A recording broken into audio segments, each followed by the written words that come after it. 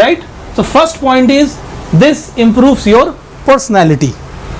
English से क्या होती है? हमारी पर्सनैलिटी इंप्रूव होती है। कैसे होता क्या है?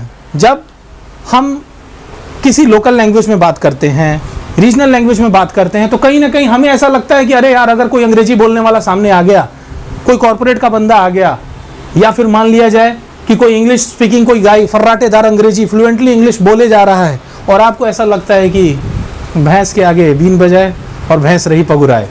Crying in wilderness, idioms and phrase है, क्राइंग इन विल्डरनेस, भैंस के आगे बीन बजाना और भैंस रही पगुराए, मतलब उसको कोई फर्क नहीं पड़ता है।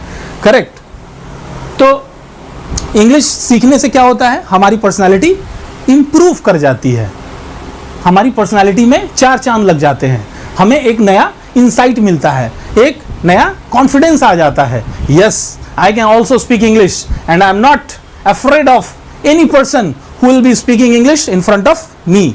तो इस तरह का कॉन्फिडेंस, इस तरह का राइट काइंड ऑफ एटीट्यूड कैसे आता है? जब आप इंग्लिश में कंफर्टेबल होते हैं, तब आपका जो डर है, आपकी जो झिझक है और आपका जो आत्मविश्वास है, वो कहाँ होता है? बिल्कुल टॉप पे होता है। राइट? तो इस तरह से आपकी पर्सनालिटी को ये क्या करता है? इंप्रूव कर देता है।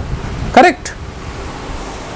Okay, now the next point is communication skills, self confidence. What is communication skills? Communication skill क्या होती है? कम्युनिकेशन स्किल बातचीत करने की हमारी तरीके को बताता है। हम बातचीत करने में कितने निपुण हैं, कितने दक्ष हैं, कितनी कुशलता पूर्वक हम अपनी बातों को रखने में सक्षम हैं। अगर ये कला हमें आती है तो हम जीवन के विविध आयामों में, किसी भी क्षेत्र में हो, पत्रकारिता का हो, राइट, या फिर हम टीचिंग प्रोफेशन में हो, या फिर कॉर्पोरेट जॉब्स में हो, या फिर किसी फॉरेन क्लाइंट्स के साथ हम डिस्कस कर रहे हो, या फिर हम किसी गवर्नमेंट एग्जाम्स की प्रिपरेशन कर रहे हो, राइट? तो ये कई सारे आयाम हैं जिसमें हमें इंग्लिश की ज़रूरत पड़ती है। तो ये क्या करता है? हमारे सेल्फ कॉन्फिडेंस को, आत्मविश्वास को क्या कर देता है? बढ़ा देता है। राइट? कम्युनिकेशन स्किल्स को इंप्रूव कर देता है। आपकी जो बातचीत करने की शैली है, आपका जो लहजा है, जो स्टैंडर्ड है, आपकी जो टोन है, उन चीज़ों को ये क्या कर देता है? मॉडिफाई कर देता है। So why is English important? Because it enhances our communication skills. ये क्या करता है? हमारे कम्युनिकेशन स्किल्स को एनहांस कर देता है। अब देखिए, मैंने एक वर्ड प्रयोग किया है, वोकेबुलरी का पार्ट है, this is called, hello everybody, Nirendra, hi. So vocabulary से नए नए वर्ड्स हम सीखते हैं और हमारे डेली लाइफ में ये चीज़ें हमारी पर्सनालिटी को और हमारे कॉन्फिडेंस को इंप्रूव करती है। Correct? Now the next point, group discussion and personal interview. जब हमें किसी कॉम्पिटिटिव एग्जाम के बाद ग्रुप डिस्कशन फेस करने के लिए या फिर पर्सनल इंटरव्यू देने के लिए इनवाइट किया जाता है, बुलाया जाता है, हमारे पास कॉल लेटर आती है, तो उस समय भी जो खास करके जिनकी कम्युनिकेशन स्किल्स पुअर हो, जिनको ऐसा लगता है कि भाई इंग्लिश में मैं क्या बोलूँगा, वहाँ पे पता नहीं फर्राटेदार अंग्रेजी बोलने वाले बच्चे होंगे, तो इस तरह की जो डर है, इस तरह का जो झिझक है, उसको दूर करने के लिए इंग्लिश इम्पॉर्टेंट है। क्यों? क्योंकि अगर आपको इंग्लिश का डर रहेगा तो आप ग्रुप डिस्कशन में अपने को कैसा पाओगे? बिल्कुल पीछे, डरे डरे से, घबराए हुए से। मन में क्या होगी? एक बेचैनी। मन में क्या होगा? कोई मेरे को नोटिस ना कर ले, या फिर मैं पता नहीं क्या कर पाऊंगा। कहने का मतलब है कि इस तरह का एक जो इन्फीरियोरिटी कॉम्प्लेक्स आपके भीतर आती है, उसको दूर करने के लिए हमें इंग्लिश को क्या करना होगा? स्ट्रॉन्ग करना होगा। इंग्लिश हमारी अच्छी रहेगी तो हम ग्रुप डिस्कशन को और इवन पर्सनल इंटरव्यू को, राइट? क्योंकि क्या होता है, जॉब के लिए जाते हैं, हमें इंटरव्यू फेस करना होता है, या फिर किसी अच्छे कॉलेज में एडमिशन के लिए समटाइम्स उनका जो प्रोसेस होता है, रिक्रूटमेंट का प्रोसेस होता है, जो एडमिशन का, वो क्या होता है? इंटरव्यू के थ्रू होता है। तो इंटरव्यू में अगर आप अच्छे हो, अगर आपकी कम्युनिकेशन स्किल्स अच्छी है, राइट, तभी आपका सिलेक्शन होगा, अदरवाइज क्या होगा? आपको सिलेक्ट नहीं किया जाएगा। Right? Now the next point is, जब आप साउथ इंडिया में जाते हैं या फिर विदेश में जाते हैं, अब साउथ इंडिया में क्या है, मोस्टली वहाँ पे लोग या तो साउथ इंडियन जो वहाँ की रीजनल और लोकल लैंग्वेजेस है वो बोलना पसंद करते हैं। कर्नाटका में जाएंगे तो कन्नड़ बोलना पसंद करेंगे, वो तमिलनाडु में जाएंगे वो तमिल बोलेंगे, राइट। तो इस तरह की चैलेंजेस फेस करनी पड़ती हैं किसको, एक non speaking English non speaking person को, एक ऐसे बंदे को, एक ऐसे लड़के को या लड़की को, किसी को भी स्टूडेंट्स को। अगर मान लीजिए कि आप साउथ इंडिया गए, किसी भी पर्पस से गए, या तो पढ़ाई करने के लिए गए या फिर आप घूमने ही गए हो परिवार के साथ, तो अगर आपकी इंग्लिश अच्छी है तो आप बात कर सकते हो, क्योंकि इंग्लिश एक यूनिवर्सल लैंग्वेज है और it is widely spoken and understood by the entire universe, right. South India में वहाँ के लोकल लैंग्वेज में जो प्रॉब्लम्स डिफिकल्टी आती है तो उसको कोप अप करने के लिए इंग्लिश में हम बात करेंगे, तो उससे हमारी लाइफ क्या हो जाएगी, वहाँ पे ईजी हो जाएगी, right. And the same thing goes with abroad also. जब आप विदेशों में जाएंगे तो आपकी हिंदी कौन समझेगा वहाँ, नोबडी, राइट। आपकी अंग्रेजी वहाँ पे किसी को भी समझ में नहीं आएगी।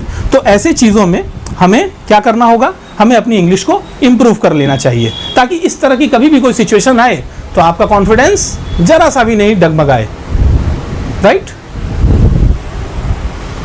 Next, competitive exams. तो अभी इस चैनल के माध्यम से जुड़े हुए तमाम जितने भी एस्पिरेंट्स हैं, स्टूडेंट्स हैं, जितने भी लोग हैं, खास करके अगर उसमें से कोई कॉम्पिटिटिव एग्जाम्स की तैयारी करने वाले बच्चे हैं तो वो इसके इम्पोर्टेंस को तो भली भांति जानते ही हैं कि भाई इंग्लिश से उनको कितना, उनको है ना, इस चीज़ की, इसकी अहमियत वो समझते हैं कि हाँ, कॉम्पिटिटिव एग्जाम्स को क्रैक करने के लिए इंग्लिश का जो एक लेवल होता है, एक स्टैंडर्ड होता है, वो बैंक पीओ का एग्ज़ाम हो या एसएससी का हो, एनडीए का हो या फिर सीडीएस का हो, यूपीएससी का हो, एयरफोर्स का हो, राइट। ऐसे कई सारे एग्जाम्स हैं, कॉम्पिटिटिव एग्जाम्स हैं जिसमें कि इंग्लिश का काफ़ी अच्छा रोल होता है और इंग्लिश का एक स्टैंडर्ड लेवल आपका असेसमेंट किया जाता है। तो इसलिए भी इंग्लिश हमारे लिए, खास करके ऐसे बच्चों के लिए, कॉम्पिटिटिव एग्जाम्स की तैयारी अगर आप कर रहे हो तो इसके बिना तो काम चलेगा ही नहीं, to be honest and to be frank, right. Corporate jobs. Corporate jobs में एंट्री लेने के लिए अगर आप हिंदी के साथ जाएंगे आप कभी सेलेक्ट नहीं होंगे, you will never be selected, because corporate culture में इंग्लिश ही है, एक लैंग्वेज है जो कि वाइडली एक्सेप्ट होती है और आपके डे टू डे कम्युनिकेशन हो, प्रेजेंटेशन हो, आपकी कॉन्फ्रेंसिंग हो, right, discussion with your team हो, मेंबर्स हो, ये सारी चीज़ें, प्लानिंग वगैरह जो भी करते हैं, प्रेजेंटेशंस देना होता है, वो सब कुछ इंग्लिश में होता है। तो इसलिए कॉर्पोरेट जॉब्स को अगर आपको टारगेट है आपका, जो लोग भी कॉर्पोरेट जॉब्स में जाना चाहते हैं, कॉर्पोरेट फील्ड में करियर बनाना चाहते हैं, तो उनको लोगों के लिए इंग्लिश बहुत ही इंपॉर्टेंट चीज़ है, राइट। वो आपके इंटरव्यू लेवल से ही, क्योंकि जब भी कॉर्पोरेट में आप जाना चाहते हैं तो कई राउंड में, कई फेजेस में, कई सारे स्टेजेस में आपका एग्ज़ाम होता है, आपका इंटरव्यू लिया जाता है, आपकी पर्सनालिटी को असेस किया जाता है। तो अगर आपकी इंग्लिश पुअर है तो गलती से अगर किसी एक राउंड में आप निकल भी गए तो अगले राउंड में क्या होगा, आप यू विल बी कॉट, आप पकड़े जाएंगे, and then again you will be screened out, फिर आपको बाहर निकाल दिया जाएगा। इवन कॉर्पोरेट में रहते हुए भी, डे टू डे लाइफ में भी, डेली बेसिस पे भी आपको जब बॉस से इंटरेक्ट करना है, किसी फॉरेन क्लाइंट से इंटरेक्ट करना है, कोई डेलीगेट आया हुआ है उसके साथ इंटरेक्ट करना है, राइट, तो वहाँ पे भी आपको इंग्लिश में ही बात करनी पड़ेगी, otherwise you will have issues and you will face difficulties, a lot of difficulties. So are we on the same page? क्या मेरी बात समझ में आ रही है सब लोगों को? अगर किसी के मन में कोई क्वेरी हो तो कमेंट सेक्शन में बताएं। अभी तक हमने जो बातें की हैं, राइट, इसमें से रिलेटेड पॉइंट्स में अगर किसी को कोई भी चीज़ समझ में नहीं आई हो, ठीक है, या फिर कोई ऐसी चीज़ हो जो वो पूछना चाहते हो, तो वो they can freely ask me, right. Okay, next, presentation skills. अगर हमारी इंग्लिश अच्छी है तो हम प्रेजेंटेशन में भी अच्छे होंगे। प्रेजेंटेशन का मतलब क्या होता है? प्रस्तुतिकरण, किसी प्रोडक्ट को, किसी आइडिया को राइट, किसी चीज को प्रस्तुत करना, उसको प्रेजेंट करने के लिए। तो अल्टीमेटली अगर हमारा इंग्लिश का स्टॉक अच्छा है, इंग्लिश लैंग्वेज पे, हमारी वोकेबुलरी पे हमारी कमांड अच्छी है, तो हम अपने प्रेजेंटेशनल स्किल्स को भी इंप्रूव कर सकते हैं, राइट।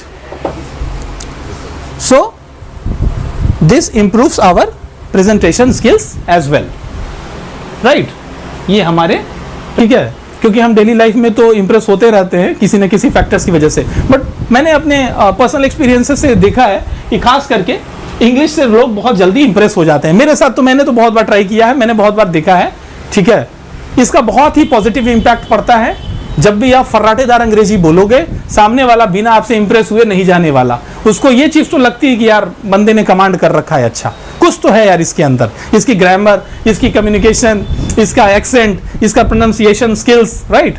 तो इसका उच्चारण, इसके सिलेबल स्ट्रेस, है ना, वॉइस एंड एक्सेंट, इसके काफी तगड़े हैं। तो इससे क्या होता है कि सामने वाले के माइंड में आप एक पॉजिटिव इंपैक्ट क्रिएट कर पाते हो। So this all happens with the help of English language. अगर हमारी कम्युनिकेशन स्किल्स और इंग्लिश अच्छी होगी तो हम डेफिनेटली किसी भी पर्सन को बहुत ही आसानी से उसको हम इंप्रेस कर सकते हैं, राइट। Okay, now